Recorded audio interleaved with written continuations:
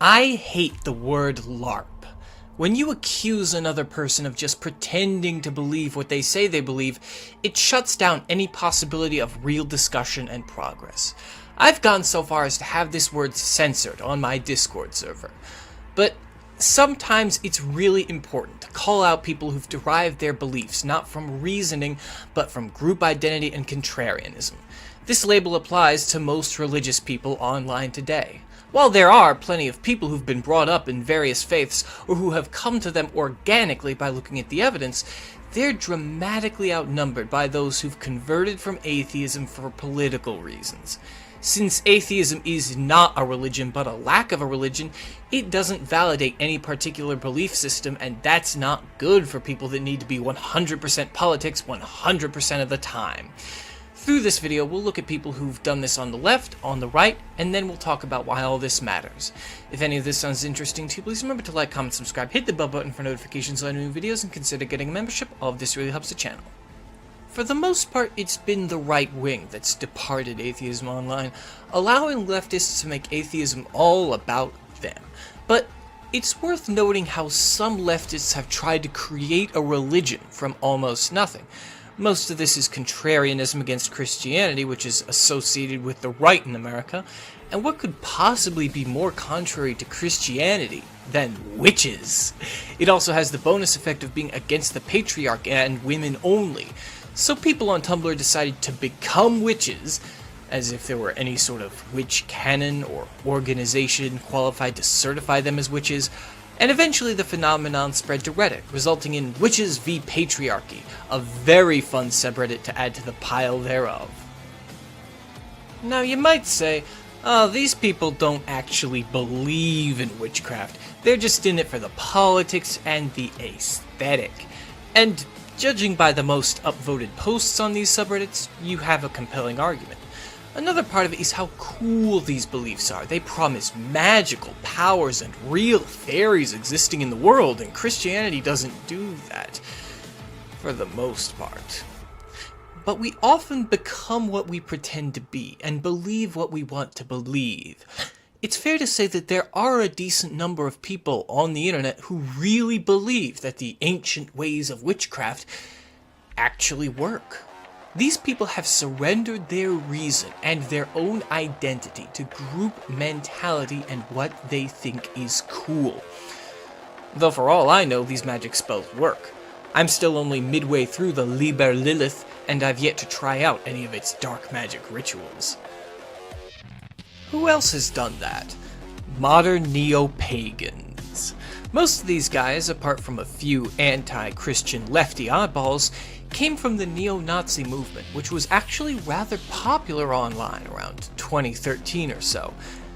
This may be shocking, but these people didn't actually like Jews that much, and upon figuring out that Christianity was a continuation of Judaism, they decided to go as far away from it as possible and embrace the old gods, but also the Hindu gods. And also embracing a view where it's all figurative and there aren't any real gods per se, but it's a metaphor for reincarnation. If you can't tell, this is somewhat tangled. Efforts to create a new European religion for post-Christianity have been going on since the 1800s, and they've always been somewhat tangled between Norse paganism, Roman paganism, Hinduism, and more. Back then, as now, intellectuals decided they didn't like the principles of mercy, humility, and the meek inheriting the earth, preferring glorious conquest instead. They also didn't like the Jews very much. Now, there's a limited extent to which this is admirable. These people looked at tradition that's thousands of years old in the eyes and decided on their own intellect, after critically thinking it through, whether or not they'd like to follow it. And anyone who does that has my respect, whether they end up being a Christian or a pagan or how have you. But then we arrive at a simple question. Why be pagan and not atheist? Why not just reject this tradition on its own and then go on without it? Well, that's simple. Atheism was highly associated with liberal academics, and that's not what they wanted. And it's basically the same today. The neo-Nazis didn't want to be associated with people that you think of when you think of atheism, so they went off to make their own thing. They decided what to believe, not based on what they thought was true, but based off of team mentality and contrarianism. Though later on, they managed to believe what they wanted to believe, and might I say, what a fine job they did of it. Up until now, there's one group that'll be very happy with this video. Trad Caths, or Traditionalist Catholics. They've been loyal to the channel so far, so I hope they'll forgive me as I turn the spotlight on them for a moment and point out that a lot of the new Catholics on the internet fail to live up to the actual tenets of Catholicism or Christianity. Now, before you jump to conclusions, I'm not saying that all Catholics should be liberals and accept everything because it's said in the Bible somewhere that you should be tolerant. I'm not one of those. Most of what I know about Catholicism comes from a conservative professor in the faith who taught the Church Fathers at a very left-wing college. So while I won't push liberal points here, I do have to note that a lot of the new Catholics on the internet aren't living up to the spirit of mercy and benevolence that Scripture lays out. Now, who are these people exactly? Well, when some of the neo-Nazis went to paganism in order to be contrary to the Jews, some of them decided to be as contrary as possible to liberalism. And what better religion to be against liberalism than the Catholic Church, known for fighting liberalism since the French Revolution. They took a number of things from Catholicism, namely the aesthetic and the hatred of Protestants, but they also brought a few things with them, such as pride, wrath, and cold, hard cruelty. These people rejoice at the idea that others might be burning in hell, even though Scripture explicitly tells them not to do that. They promote the idea that there's no saving their enemies and they should only ever kill them, even though Scripture explicitly tells them not to do that. And they exalt themselves instead of humbling themselves, even though Scripture explicitly tells them not to do that. How so, you might ask? Allow me to show you. People ask me all the time, Spexo, is it hard being tall, handsome, smart, successful, humble, and right about everything? No. Yeah, that guy's, fun.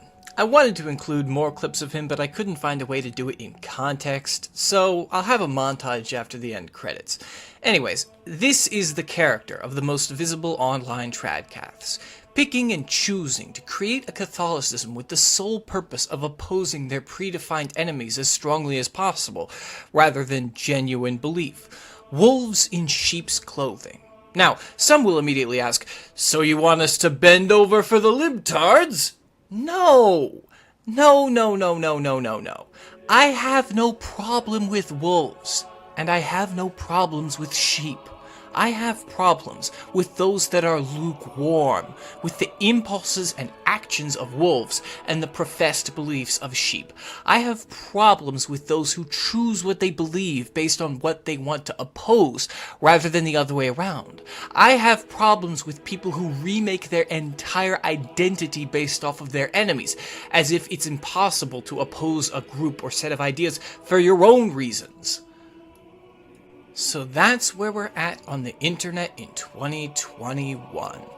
People choose what they believe based on group identity and contrarianism, giving up their own mind and self to become but another cog in the machine, pitting tribe against tribe, each division more artificial than the last. It's very reminiscent of political lesbians, ultra-feminists who LARPed as lesbians because of how much they hated men. Perhaps this is what humanity is. Roman peasants LARPed as Christians to frustrate their aristocrats. The aristocrats LARPed as Christians to placate them. LARPs all the way down. Those of us who can be better and avoid the traps of team mentality and bundled beliefs should rejoice for our ability to do so, and those are just the facts. If you like this video and want to see more like it, please remember to like, comment, subscribe, hit the bell button for notifications on new videos, and consider getting a membership. All of this really helps the channel. Goodbye. Alright. Montage time. And yes, I sincerely believe that if I was made king and given ultimate power, I would fix 99.9% of our nation's problems within, like, 2 weeks. Because monarchy is the only legitimate form of government, Everything else is demonic and gay. Obviously, Israel has caused way more problems for us than Palestine, as well as being caught spying on us and selling our secrets, and also having some sketchy connections to certain attacks on America. I won't get too specific, but 5 dancing Israelis check. I'm not very fond of the Israeli government. Not to be too sensational, but they are a demonic genocidal scourge on the world. So science is fake and gay, silly goose nonsense.